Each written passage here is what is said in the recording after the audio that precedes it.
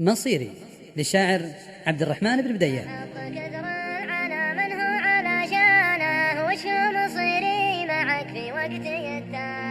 يا حظ كثر العنا من هو على شانه، وش هو مصيري معك في وقتي التالي؟ من ضيقة الصدر كني وسط زنزانه، من عام واكثر وانا متغير حالي. نفسي على الخايع المنطور والهانه، وعن زحمة الناس ودي في الخوى الخالي.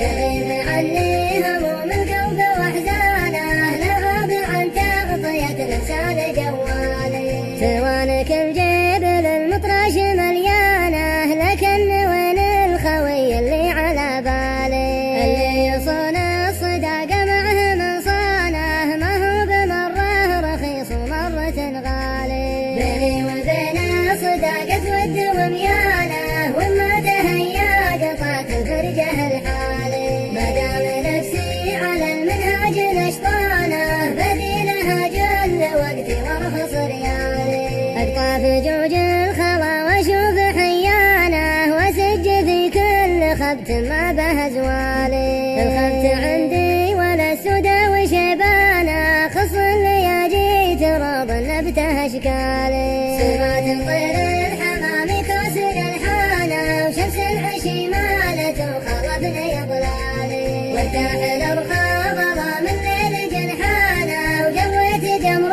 المناره تحت معدالي. أسج واسري بفكري واطلق عنانا، يحلالي الليل والتفكير يحلالي. أفكر بصنع رب الكون سبحانه، ويمضي بي الوقت وانا داله انسالي. يوم بعض الأوادم صخر لسانه، لمقال سهل الخنا والقيل والقالي. زين له ابليس عرض فلان وفلانه، يبهت ويهتك عسى ما خاله ببالي.